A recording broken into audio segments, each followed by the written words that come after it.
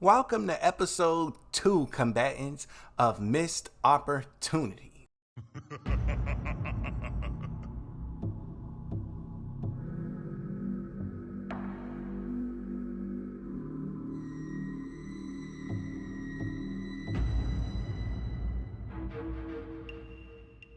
The Female Kombat Pack.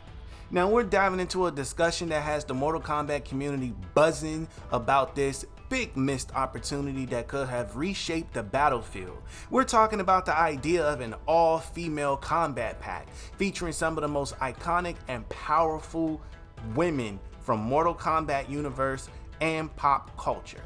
Let me explain why this could have been a game changer. Now, I'm going to be going over a few talking points here. Now, to be exact, there's going to be 5 talking points that you can skip to at any time in this video by going to the comment section and clicking on which talking point you would like to hear first. Now, I'm going to run you through all the talking points before I begin the video so you can decide if this is a video you even want to watch to begin with. Now, talking point number 1 will be the celebration of female power and representation. Talking point number 2 will be nostalgia and marketing potential. Talking point number 3 will be respecting original character identities. Talking point number 4 will be expanding the Mortal Kombat universe. And last but not least, talking point number 5 would be fan engagement and community impact. And then we're going to do a little bit of babbling on right after that. So if that sounds like an interesting video that you want to watch, then you're definitely in the right place, because we're going to get into this combat pack and these female fighters that could have changed the game. Let's begin. Talking point number 1, the celebration of female power and representation.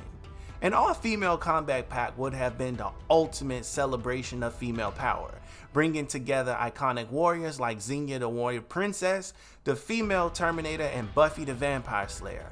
By joining forces with Mortal Kombat's fiercest and most baddest warriors such as Sonya Blade, Jade, and Skarlet. This pack could have showcased the unique abilities and diverse fighting styles that female characters bring to the table.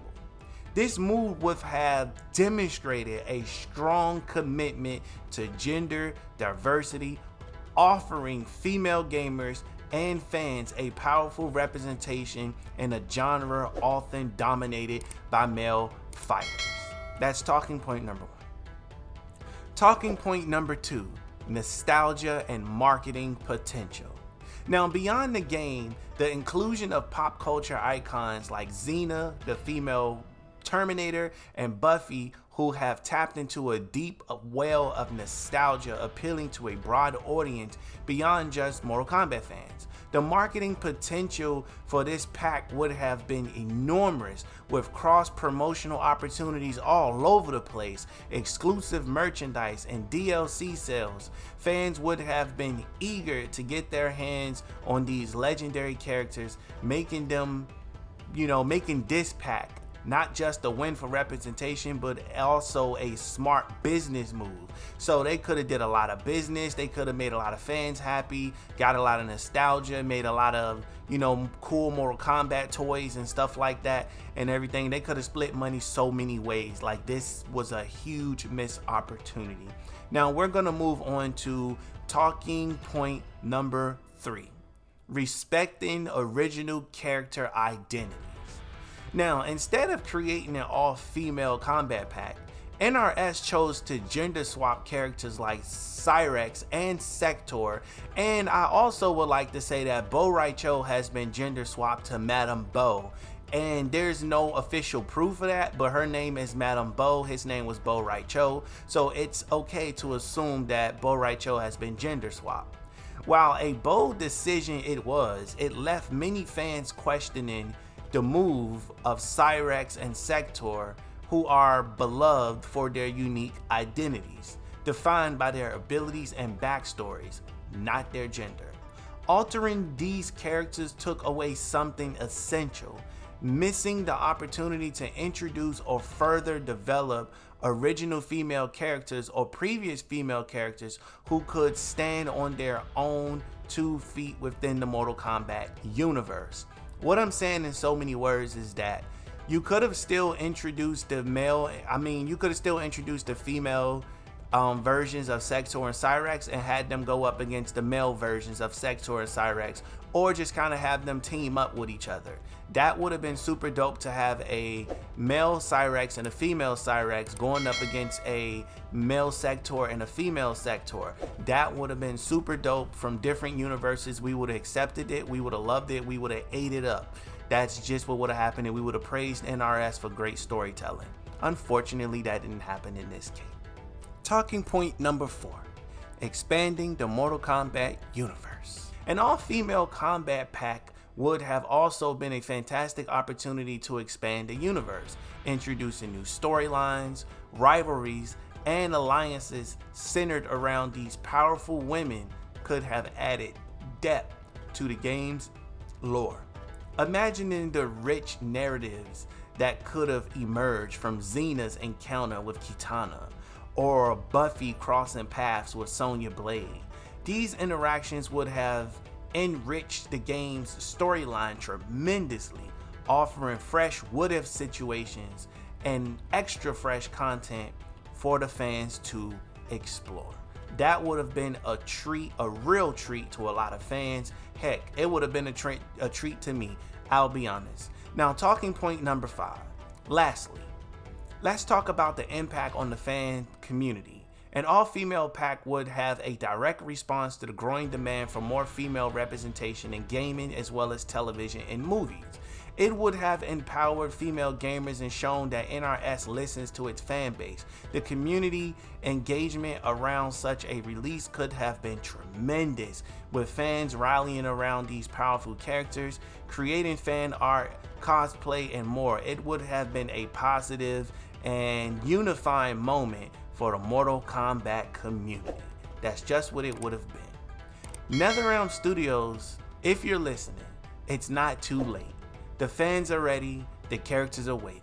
Let's see an all-female combat pack that truly honors the legacy of these legendary fighters. Because in Mortal Kombat, it's not about who you are, it's about how you fight.